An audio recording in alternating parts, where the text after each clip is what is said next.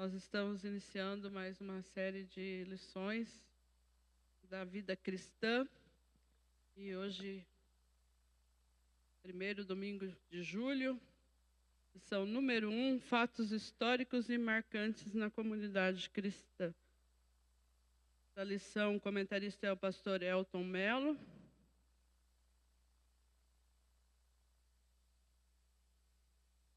Nós já vamos ler os textos.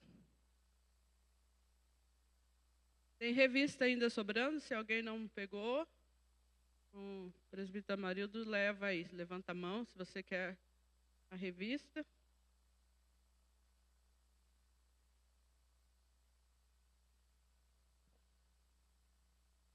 Os nossos textos inspirativos estão impressos na revista, mas se você não tem a revista, você pode abrir a tua Bíblia aí em Atos, capítulo 11, verso 25 e 26, Atos, capítulo 2, verso 29 ao 33, Atos, capítulo 4, verso 19 e 20, e Atos, capítulo 9, verso 31. Todos esses textos no livro de Atos. Então, nós vamos estar lendo. Se você tem a revista, você pode ler na revista. Se não, você acha na tua Bíblia aí e marca, dobra a página aí para você rapidinho, acompanhar. Vamos fazer como sempre fazemos, um irmão, uma irmã, e lermos todos esses textos. Amém? Começando por uma irmã, então, Atos, capítulo 11, verso 25.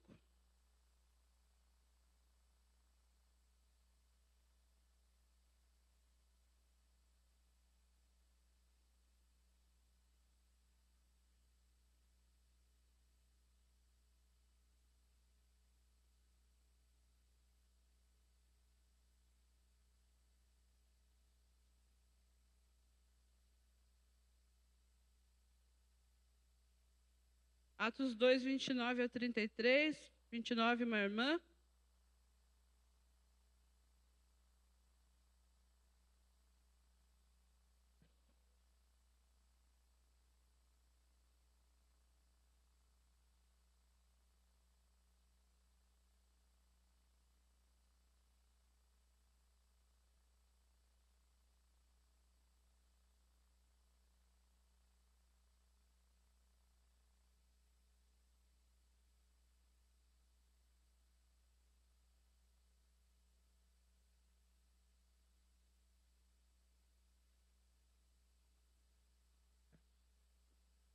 Vamos lá, 32, um irmão.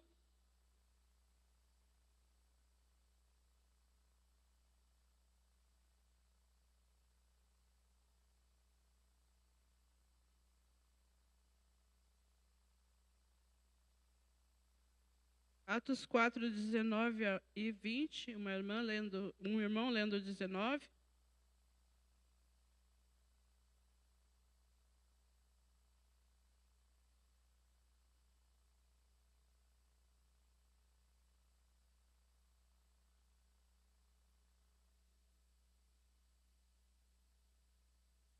Atos 9, 31, um irmão.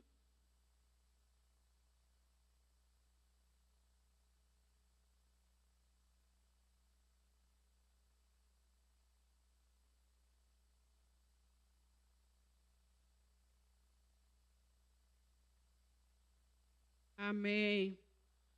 Nosso texto áureo está impresso na revista, está aí na tela também. Atos 11, 26, somente a parte B.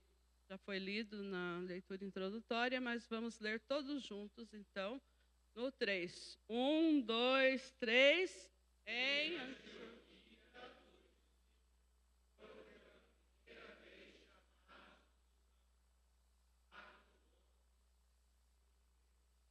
Esse dá para falar decor, né? Vamos lá? 1, 2, 3, em...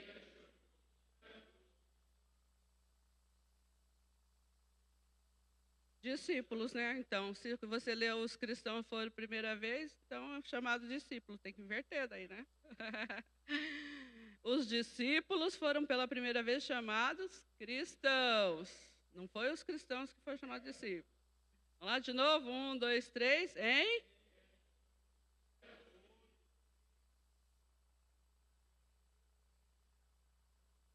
Até todo mundo falar certinho.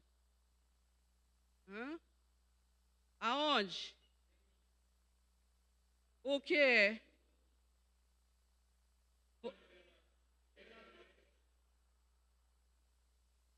De novo. Aonde? Quem? Foram o quê? Nossa, que feio. Só os homens aí. Vamos lá. 1, 2, 3.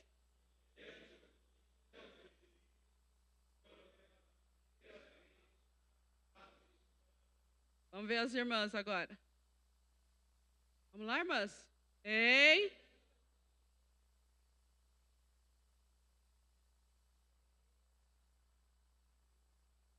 Agora todo mundo. Ei.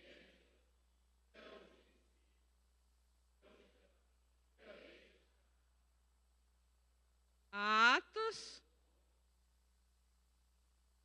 26b. Amém. Agora ficou mais bonito, né? Nós precisamos guardar esses versículos assim que são destaques, né? Deveríamos guardar toda a Bíblia, ler tudo e decorar, né? Saber falar decor. Mas esses que são destaques, nós precisamos decorar. Quando alguém perguntar, a gente sabe responder, sabe dizer onde que está escrito.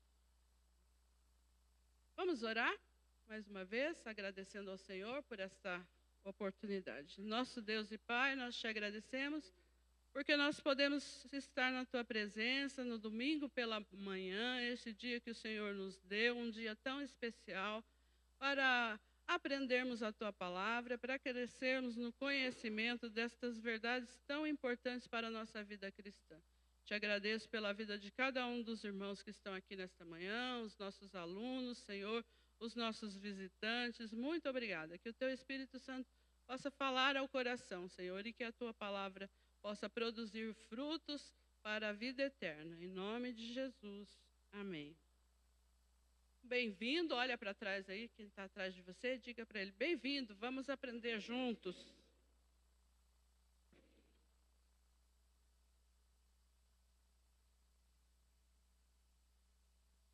Amém. Os objetivos da nossa lição hoje é nós conhecermos 3 fatos históricos que marcaram a comunidade cristã do primeiro século. O tema da nossa lição é fatos históricos marcantes na comunidade cristã.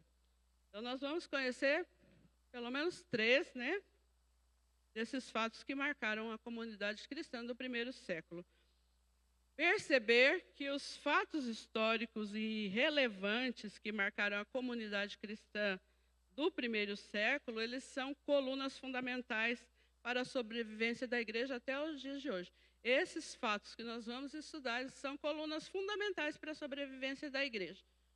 Tanto a igreja que sobreviveu ao período de perseguições, né, no primeiro século, nos primeiros anos da igreja, quanto para nós hoje. E no praticar, nós termos a nossa fé fundamentada na ressurreição de Cristo, viver cheio do Espírito Santo e viver o Evangelho integral. Esses são os desafios desta lição, né? Para nós praticarmos essas verdades. Então, como eu já disse, nós já temos aí na nossa revista esse tema, fatos históricos marcantes na comunidade cristã. Ele é um tema muito abrangente, porque não são poucos os fatos que marcaram a comunidade cristã. Se a gente fosse falar de todos, nós não teríamos tempo. Em 1 hora de lição não dá tempo de falar tudo, né, que marcou essa comunidade cristã. E fatos históricos marcantes na comunidade cristã, nós teríamos que falar de todos os fatos históricos marcantes na comunidade cristã, desde que ela começou lá, né, no Pentecoste, até os dias de hoje. Então, nós não damos conta de estudar. Mas tem um livro muito interessante, né, que se chama Os 100 Acontecimentos Mais Importantes da História do Cristianismo. Ele narra 100 acontecimentos desde o incêndio de Roma até os dias do avivamento da igreja na China. Então, até os nossos dias, aí no século XX, tem esses 100 fatos que ele faz esse destaque. Se você deseja conhecer, né, esses fatos importantes, então está aí esse livro, né, os 100 fatos, os 100 acontecimentos mais importantes da história do cristianismo. Mas, como eu disse, né, nós vamos ver 3 desses fatos importantes, que são muito marcantes para nós, para a igreja hoje, marcaram a igreja do primeiro século e são marcantes para nós, continuam sendo, e nós vamos então estar estudando esses fatos. Eu mudei um pouquinho o tema dos pontos para nós podermos entender melhor, mas sem mudar o conteúdo do comentário, tá? E também eu inverti o ponto 3 e o ponto 2, porque como a gente vai estar falando de fato histórico, então quero colocar na ordem cronológica desses fatos. Primeiro fato, se você tiver pergunta, tiver algum comentário, levanta a mão, né? E você pode estar participando aí, o irmão Amarildo pode estar levando o microfone para você. Então, nós queremos falar de 3 fatos importantes. E o primeiro deles é a ressurreição de Cristo. Esse é um fato histórico mais importante na comunidade cristã. Você concorda? Por quê? Se Jesus não tivesse ressuscitado, como o apóstolo Paulo diz, seria vã a nossa fé. Então, a ressurreição de Jesus é o fato mais marcante na comunidade cristã. Durante a sua vida aqui na Terra, Jesus, quando ele esteve aqui, antes dele estar, depois que ele foi assunto ao céu, muitos messias passaram. Muitas pessoas que se denominavam messias antes de Jesus. Nós podemos ler Atos 5, 29 a 39. Você vai abrir a Bíblia.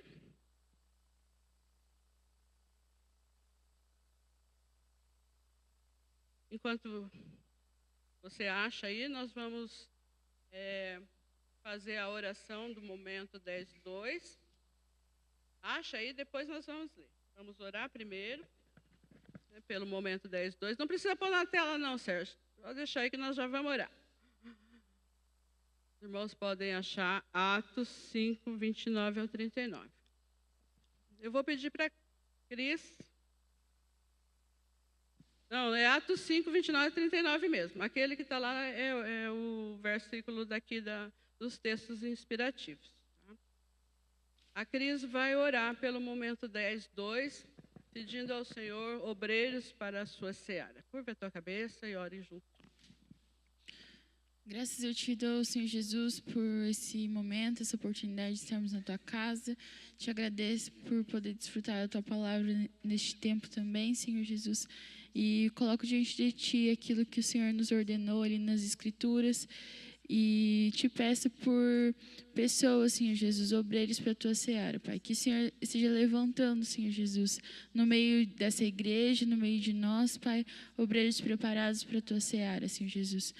Em nome de Jesus, não só aqui, Pai, mas que as igrejas locais, os campos missionários, Pai, possam ser também lugares de envio, Senhor Jesus, de ceifeiros, de missionários, Pai. Essa é a minha oração, em nome de Jesus. Amém. Amém. Então, como eu estava dizendo, né, muitos candidatos a Messias se apresentaram antes de Jesus vir, né? Porque os judeus eles acreditavam que esses messias enviados, ungidos de Deus, eles libertariam o povo de Israel do jugo na época dos romanos, né? E devolveria o território para Israel. Então, a esperança dos judeus até hoje é essa, que o Messias venha restaurar o reino a Israel. Então, os judeus, até hoje, eles não acreditam que o Messias tenha vindo. Eles não creem que Jesus é o Messias enviado de Deus que veio restaurar Israel, porque até hoje tem aquela briga lá, né, pelo território. Então, eles acreditam que o Messias que vem é para restaurar o reino a Israel.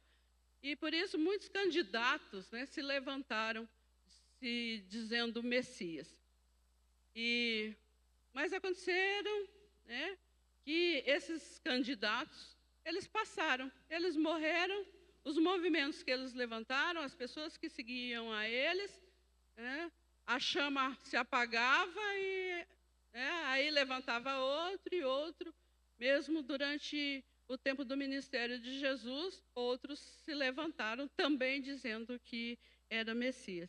Então, o fato da ressurreição ser marcante na história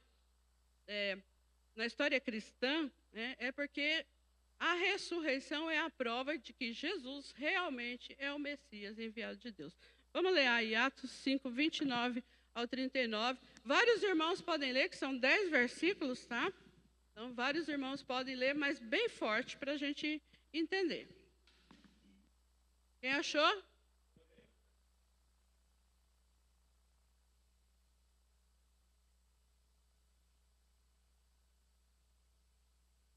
Vamos lá, bem rapidinho.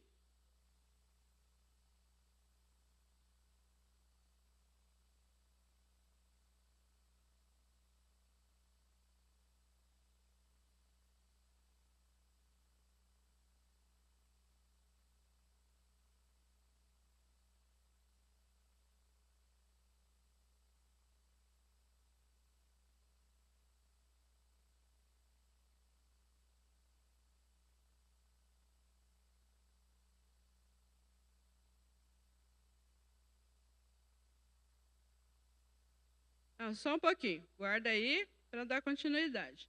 Então, aqui Pedro, ele está justificando e falando, né? Tinha acontecido que Pedro e João foram ao templo, lá curaram um paralítico, e aí os judeus se revoltaram, prenderam, e não é para falar desse nome aqui, não é? Eles começaram a pregar, e não é para falar, né, desse nome aqui. E Pedro, então, ele começa a dizer, né? Falar sobre Jesus, que tinha morrido, que tinha tido esse ministério, que eles eram discípulos, e começou a falar sobre a ressurreição de Jesus. Então, ali os líderes se enfureceram e mandaram prender, então, Pedro e João. Vamos continuar lendo?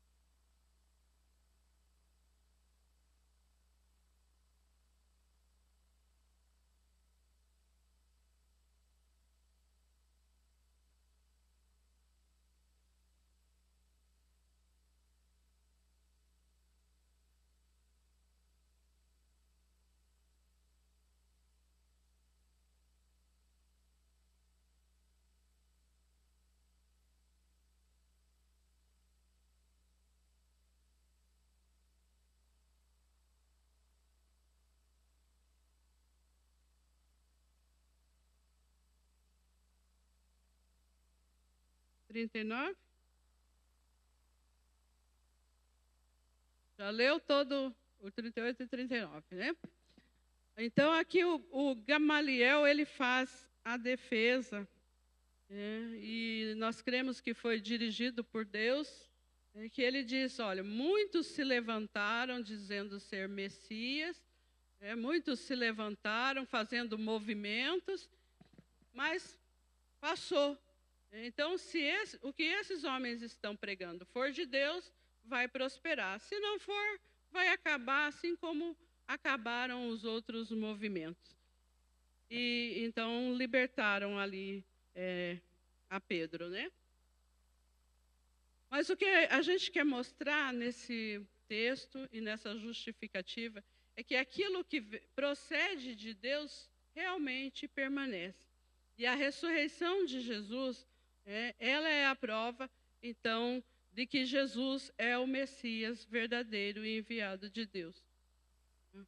A diferença entre os candidatos que se apresentaram antes, durante o ministério de Jesus, ou até mesmo depois, é a ressurreição. Todos eles passaram, morreram, mas Jesus, ele ressuscitou. A ressurreição, então, ela estabelece o fundamento da nossa fé, da fé cristã. A vitória de Jesus sobre a morte é a prova da sua divindade. Jesus, ele dizia que ele era Deus e ele ter ressuscitado realmente prova que ele é Deus. A ressurreição, ela confirma que Jesus é o Messias prometido, como nós já dissemos. E a ressurreição, ela demonstra o poder e a autoridade de Deus sobre a vida e a morte. Por isso, a ressurreição é o fato importante, o fato histórico mais marcante na comunidade cristã. A ressurreição de Jesus também, ela é a coluna da fé cristã. Ela é o fundamento, a base, da fé cristã, e ela é também a coluna, porque ela valida as afirmações de Jesus sobre a sua divindade e a sua missão. A ressurreição, ela prova a divindade de Jesus e a missão que ele disse que veio para fazer. Jesus, ele afirma que todos aqueles que creem nele terão a vida eterna, e ele promete dar a vida eterna para esses que creem nele. Ele prometeu isso, mas se ele não tivesse ressuscitado, não teria validade aquilo que ele pregava e aquilo que ele ensinava. A ressurreição também, ela cumpre com as promessas do Antigo Testamento. Esse texto que foi lido de Atos 2, 29 a 33, impresso aí na nossa revista, Pedro estava ali no seu discurso, logo após o Pentecoste, e ele começa a falar de Jesus que ressuscitou. E ele fala que Davi profetizou que o justo, o seu corpo não ficaria na sepultura, não se corromperia. Então, Davi profetiza isso, e quando Jesus ressuscita, essa profecia se cumpre. Então, a ressurreição de Cristo, a ressurreição de Jesus, ela cumpre as profecias do Antigo Testamento.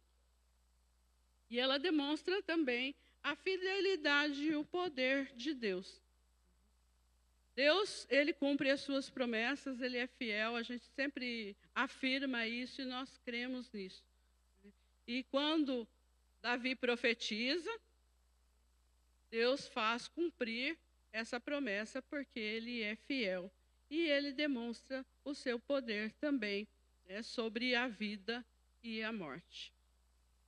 Alguém tem algum comentário? Tudo bem? Ainda sobre a ressurreição ser um fato importante, marcante na comunidade cristã, a ressurreição é a base da nossa esperança, é a base da esperança cristã. Nós falamos que ela é a base da nossa fé, ela é a coluna da nossa fé e ela é a base também da nossa esperança. Se Jesus não tivesse ressuscitado, nós não teríamos esperança que um dia vamos ressuscitar também. Por que o cristão ele não teme a morte? Um cristão, ele não teme a morte porque ele sabe que é apenas uma passagem para a vida eterna. Então, a nossa esperança é que nós seremos ressuscitados porque Jesus, ele prometeu isso e ele ressuscitou. Ele disse: eu sou a ressurreição e a vida, e aquele que crê em mim, ainda que esteja morto, viverá. Então, essa é a base da nossa esperança, que nós, assim como Jesus ressuscitou, nós também vamos ressuscitar.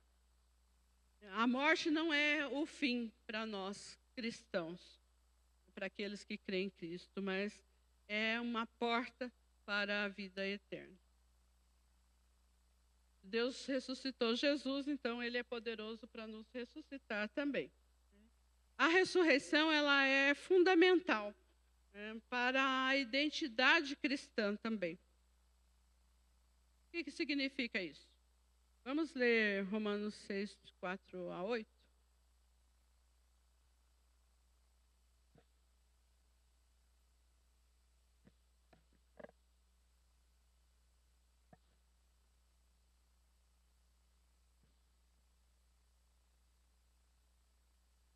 Romanos 6, 4 a 8.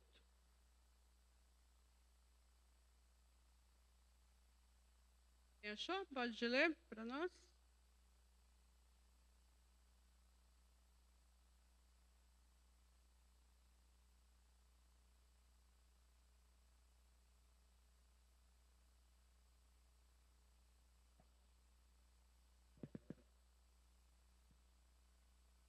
Amém.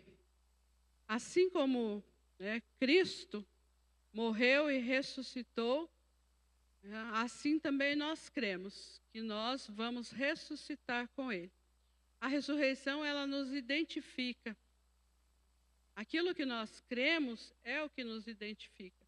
Se nós cremos que fomos sepultados no batismo, a semelhança da morte de Jesus que foi sepultado, e que na ressurreição de Jesus nós ressuscitamos com Ele para uma vida nova, então nós cremos que somos nova criatura.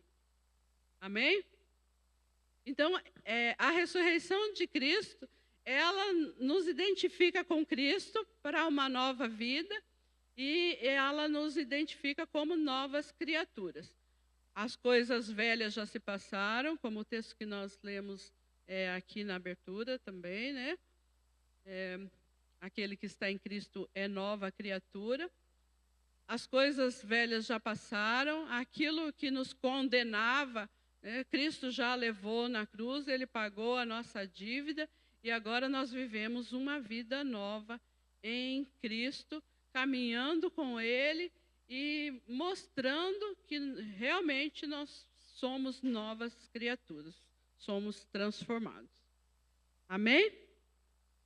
A ressurreição de Jesus faz alguma diferença na tua vida? Você sabe, porque nós nos acostumamos, nós somos cristãos, nós vivemos num país que se denomina cristão, a maioria da população, católicos são cristãos, se denominam cristãos, evangélicos são cristãos, até espíritas se denominam cristãos.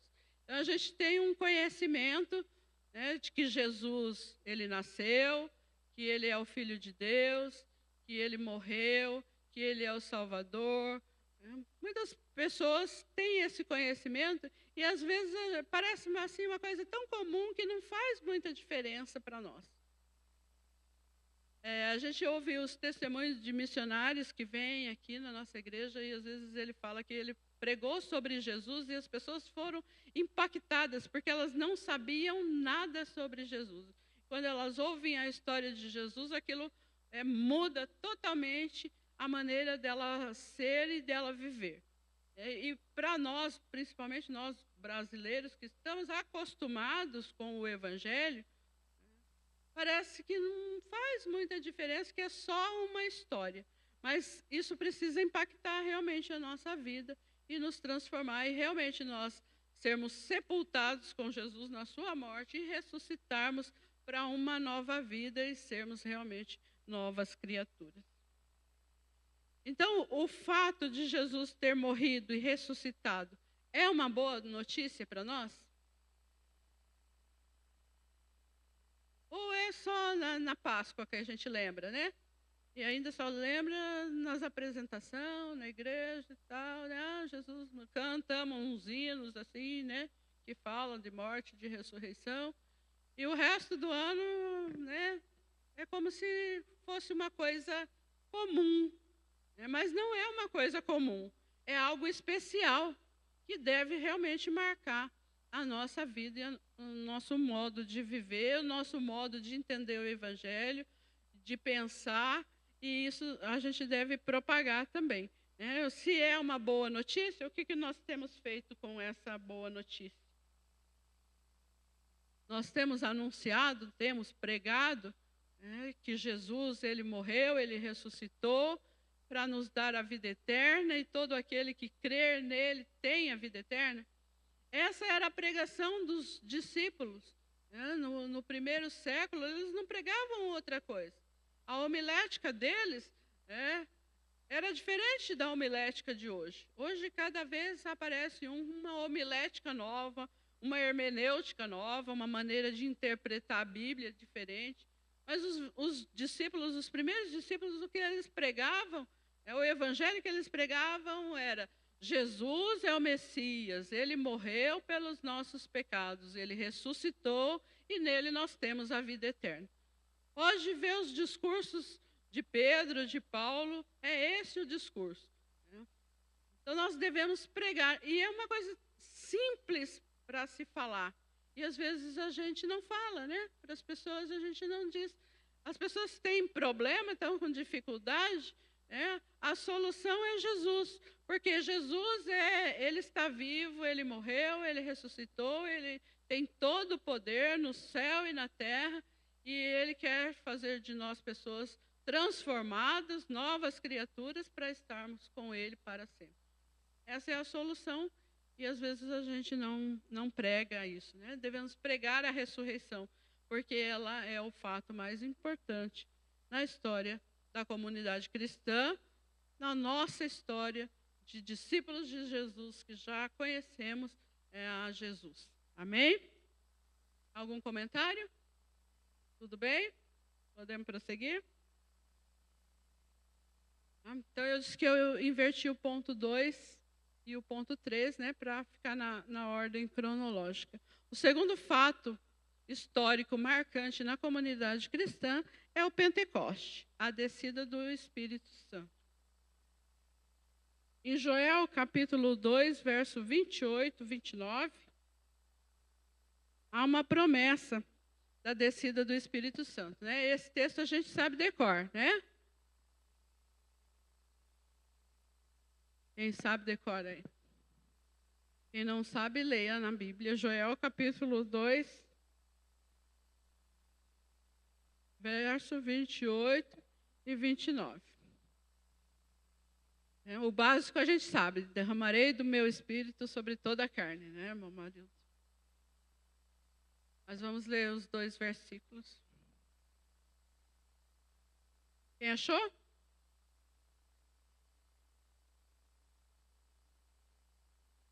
Pode ler, Cris.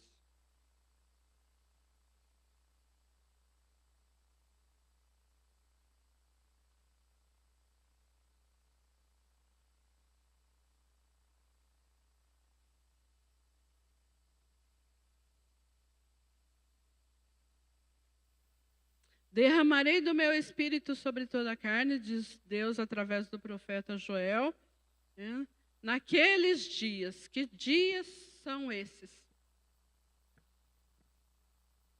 E ali ele está falando de um tempo de restauração, e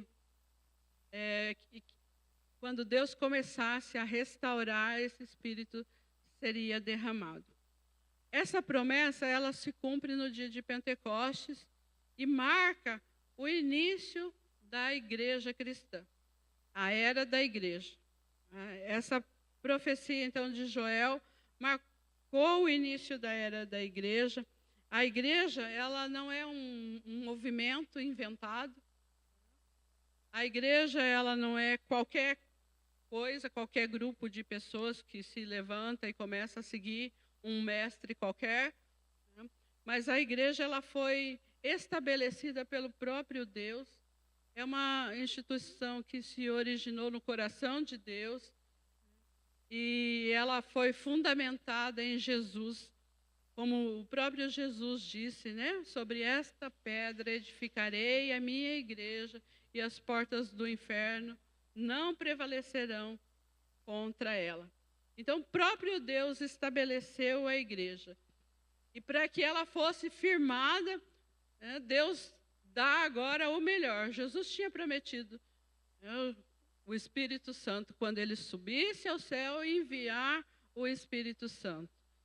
E agora, então, o Espírito Santo vem no dia de Pentecostes sobre aqueles 120 discípulos que estavam aguardando, perseverantes, e enche esses discípulos de poder para que eles possam testemunhar, ser realmente testemunhas.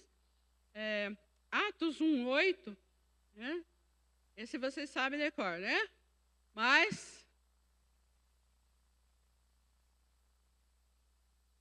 Gente, vamos lá. Essa igreja aqui, na nossa denominação, ela é conhecida como a igreja mais missionária da denominação. Mas se chegar alguém aqui e perguntar Atos 1:8, os membros não sabem decor, daí nós vamos passar vergonha, né? A igreja mais missionária da denominação tem que saber Atos 1:8 decor.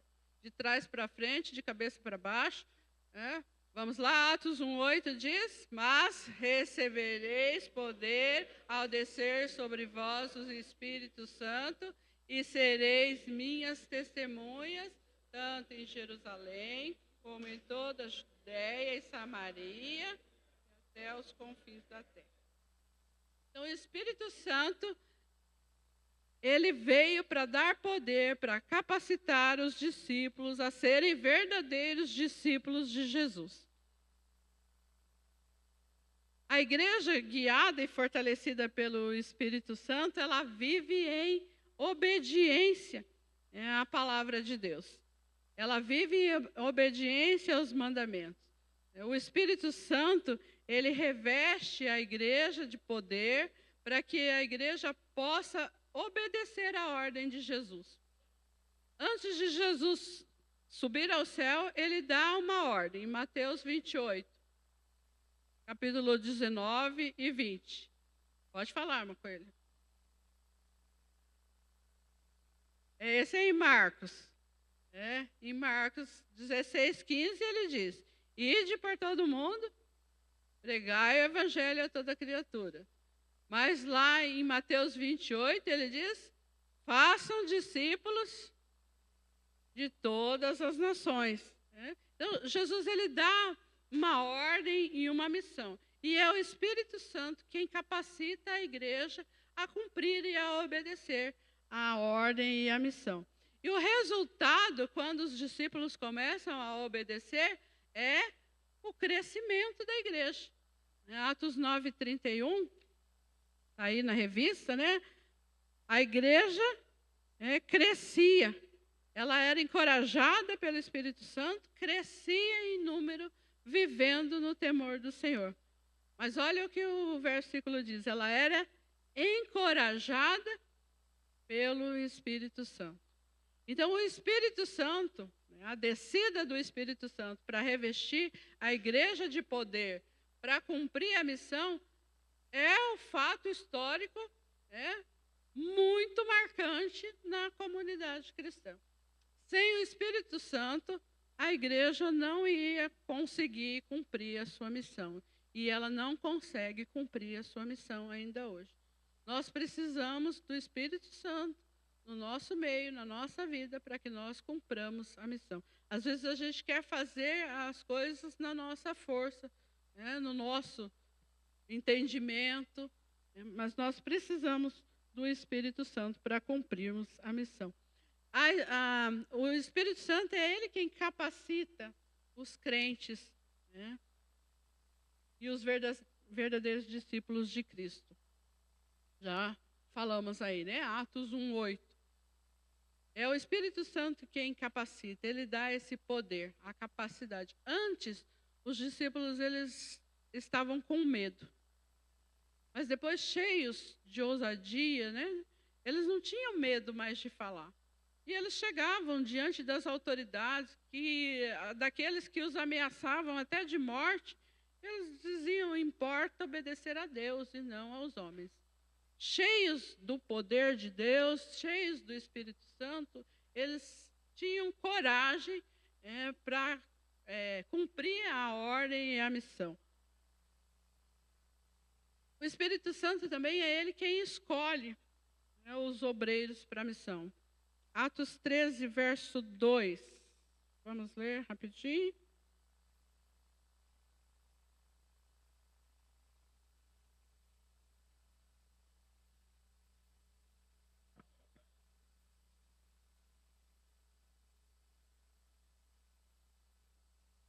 É o Espírito Santo quem escolhe. Não é, eu quero ir. Né? Mas o Espírito Santo diz, agora vocês vão separar. Ele diz isso para a igreja, vocês vão separar Barnabé e Saulo para a missão que eu tenho chamado. Então é o Espírito Santo quem escolhe os obreiros para a missão. E é o Espírito Santo também quem equipa os crentes para cumprir a missão. 1 Coríntios 12, 4-7.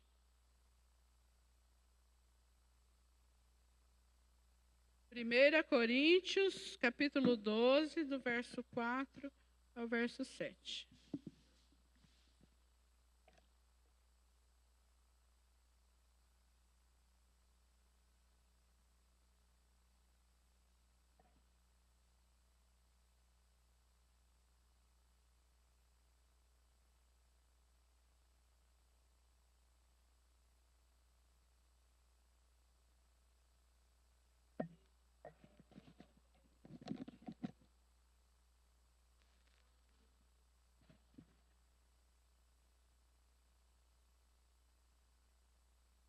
Amém.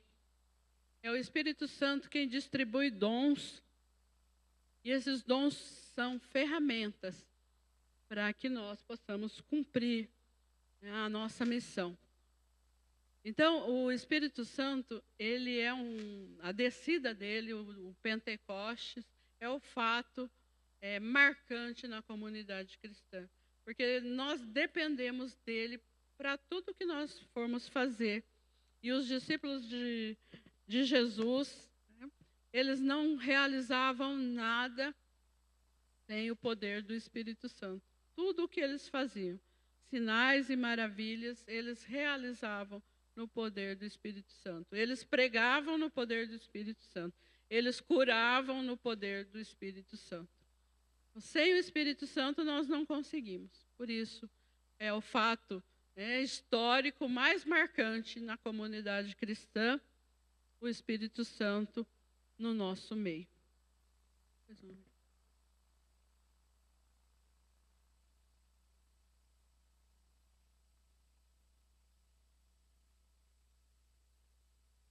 Está aqui a pergunta. O Espírito Santo, ele ainda atua nos nossos dias? Ele atua? E os dons do Espírito Santo, eles são para hoje? Se eles são para hoje, por que nós não vemos essa manifestação como nos dias dos discípulos e dos apóstolos? Por que nós não vemos sinais, maravilhas, curas, conversões de multidões por uma pregação simples? Não precisa fazer espetáculo, não, para encher. Por que nós não vemos hoje?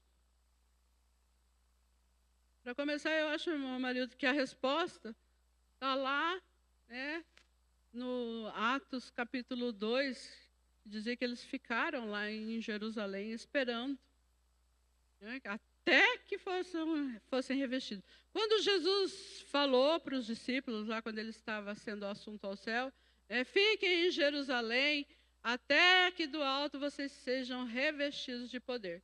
Tinha umas 500 pessoas lá, mais ou menos, ouvindo, né? Essa ordem, fiquem lá. E eles foram lá para Jerusalém. Só que no dia que o Espírito Santo desceu, tinha só 120. Os outros 380. Eles foram cheios do Espírito Santo naquele dia, os outros 380? Quem sabe essa é a resposta. Nós não temos perseverado. A gente se ajoelha 5 minutos e já sai correndo, quer ser cheio do Espírito Santo. Não sei, né? O texto diz que eles estavam assentados quando o Espírito Santo veio. Eu não sei se eles ficaram meia hora de joelhos, não sei se eles se inclinaram, não sei qual foi a oração que eles fizeram ali para serem cheios do Espírito Santo, desse revestimento de poder. Mas eles perseveraram ali até que foram cheios. E é isso que nós precisamos ser mais perseverantes, desejar, porque se eles estavam ali, porque eles realmente queriam, né, e perseverar na busca, para que sejamos cheios e possamos operar também sinais e maravilhas. Uma outra razão é porque as pessoas duvidam. Às vezes Deus está falando, vai lá, ora por aquela pessoa que ela vai ficar curada. Acho que isso é coisa da minha cabeça, será? Ai, mas eu não tenho dom. Então a gente precisa exercitar aquilo que Deus nos deu como dom. Se Deus está dizendo para fazer, vamos fazer. Então os discípulos, eles eram ousados realmente.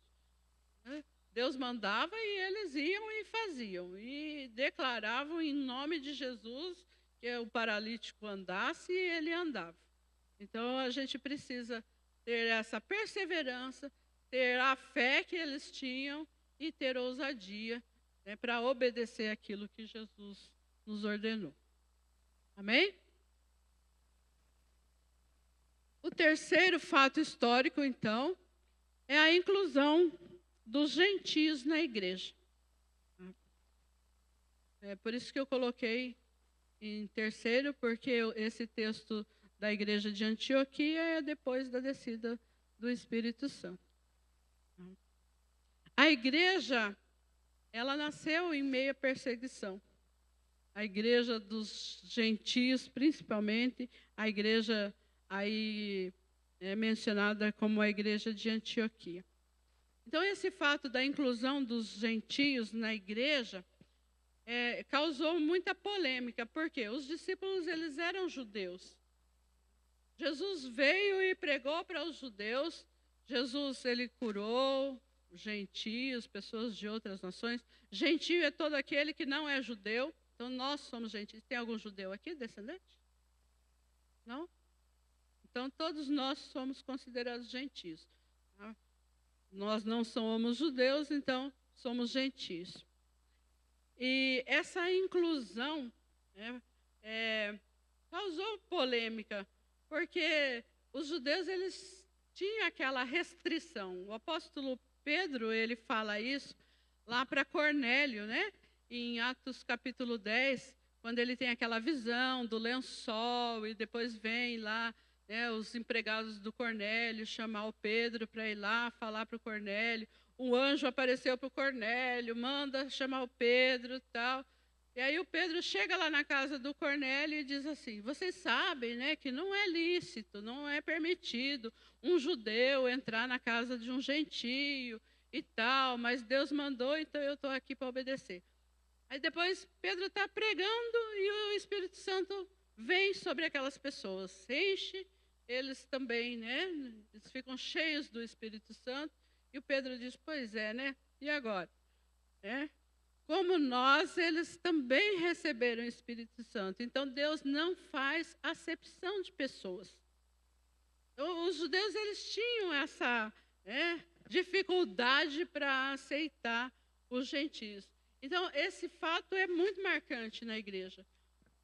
E a igreja de Antioquia, ela foi uma igreja que nasceu em meio à perseguição. Por quê? Os discípulos continuaram ali em Jerusalém e no território de Israel pregando o evangelho. Mas a ordem era para que fossem até onde?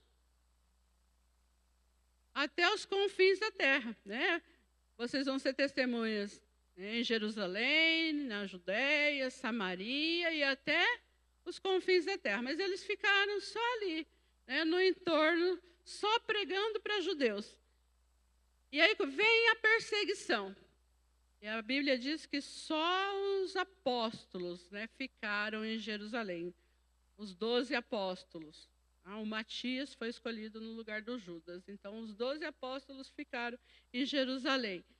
E os outros discípulos, eles se espalharam. E por onde eles iam pregando o evangelho. E chegaram, então, até Antioquia, né? Então, essa igreja foi uma igreja que nasceu em meio à perseguição. Atos 11, 19 e 20.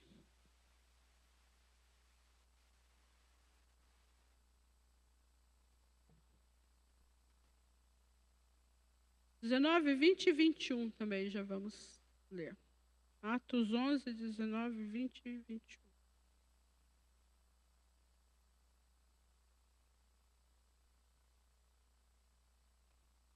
Quem achou? Pode ler para nós?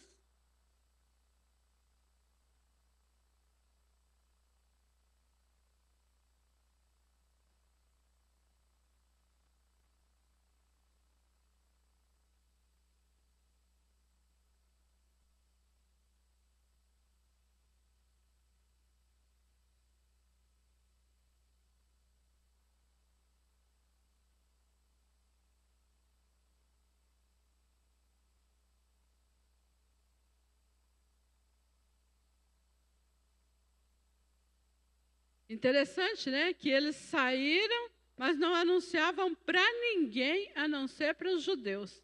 Mas alguns, né, foram, então, a Antioquia e anunciaram também aos gregos. Graças a Deus que tem esses alguns, né? Ninguém diz o nome deles, ninguém sabe o nome desses alguns. Eles eram alguns, né, que também não faz acepção de pessoas e conseguem enxergar que o evangelho é para todos e a salvação é para todos. Porque se não tivesse esse alguns, quem sabe nós não teríamos recebido o evangelho. Se tivesse só aqueles que, é só para os da minha família, só para os da minha casa, né? Eu não vou sair daqui, né, da Suécia, aqui, esse país super desenvolvido, para ir para o Brasil, lá no meio daqueles matos, lá no meio dos índios, né, para pregar o evangelho. Então, porque tem esses alguns que ouvem o chamado e realmente entendem o chamado, é que nós, os gentios, fomos incluídos no plano da salvação, fomos incluídos na igreja. No plano da salvação, nós estávamos incluídos desde a eternidade, porque Deus, Ele quer que todos sejam salvos. Mas nós fomos incluídos na igreja, os gentios foram incluídos na igreja, porque tiveram esses discípulos que são anônimos, não aparece o nome deles, mas eles tiveram a ousadia e a coragem de pregar para os gregos, para os gentios. Então, a perseguição, ela não matou a semente do evangelho, ela só fez espalhar, né, e fez frutificar essa semente também, produzindo uma igreja como a igreja de Antioquia, que é um modelo de igreja, né, principalmente um modelo de igreja missionária. Era uma igreja que tinha um bom testemunho, tanto que as pessoas olhavam para os crentes da igreja de Antioquia e diziam: nossa, como eles parecem com o Cristo, eles são cristãos. Foi na igreja de Antioquia que os discípulos foram primeira vez chamados cristãos. É o texto que nós lemos de Atos 11, 26b. As pessoas conseguiam ver Cristo nos crentes. Era uma igreja, então, que tinha esse bom testemunho, que vivia a vida seguindo a Cristo como realmente Cristo queria que eles vivessem. Tá? Ela se tornou uma igreja cumpridora do mandamento, né? Ide e pregai o evangelho a toda criatura. Os judeus, eles são cumpridores da lei, eles eram cumpridores da lei rigorosamente. Mas essa igreja de Antioquia, ela não se tornou uma igreja cumpridora da lei do Antigo Testamento, mas se tornou uma cumpridora do mandamento de Jesus, de fazer discípulos de todas as nações, de pregar o evangelho a toda a criatura. Ela se tornou um modelo de igreja missionária porque ela foi uma igreja sensível à voz do Espírito Santo. Separai-me a Barnabé e a Paulo. O Espírito Santo falou e eles não questionaram. Mas por que Barnabé e Paulo? É os nossos melhores pastores aqui da igreja, né? O texto diz que ali existiam doutores e mestres, e entre eles estavam Barnabé e Paulo, Saulo. E o Espírito Santo pede os melhores. E essa igreja ouve, ela é sensível à voz do Espírito Santo. Uma igreja missionária é uma igreja sensível à voz do Espírito Santo. Ela doa o melhor que ela tem para missões. Barnabé e Paulo, naquele contexto, eram os melhores obreiros que eles tinham e eles doaram. É uma igreja que vivia o evangelho integral. O que é o evangelho integral? Corpo, alma e espírito. Eles entendiam que o corpo é templo do Espírito Santo e eles foram transformados, sendo novas criaturas. Eles deixaram de praticar as imoralidades, eles deixaram de praticar a idolatria, eles deixaram de todas as práticas que eram condenáveis, eles deixaram e se consagraram inteiramente ao Senhor. As emoções eram curadas porque eles praticavam perdão, eles viviam em paz uns com os outros, e a vida espiritual era saudável porque eles tinham um relacionamento íntimo com Deus, ouviam a voz do Espírito Santo. Então, era uma igreja que vivia o evangelho integral. Uma igreja saudável, física, emocional e espiritualmente. Nós podemos dizer que somos cristãos porque realmente somos parecidos com Jesus? Podemos afirmar que somos cristãos? Jesus faria o que nós fazemos? Jesus falaria o que nós falamos? Somos realmente parecidos com Ele? As pessoas nos chamam de cristãos só porque nós temos uma Bíblia e vimos a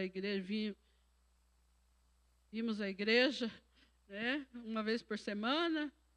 Ele é cristão, ela é da Igreja Batista.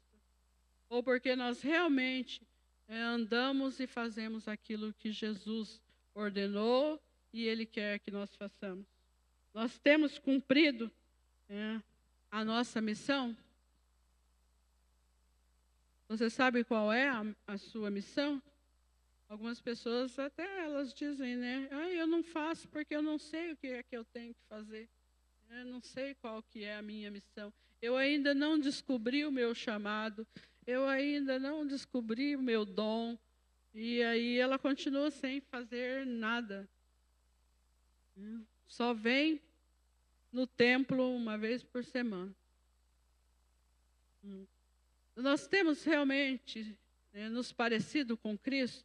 Estamos manifestando o reino de Deus aonde nós vamos? Temos cumprido a nossa missão?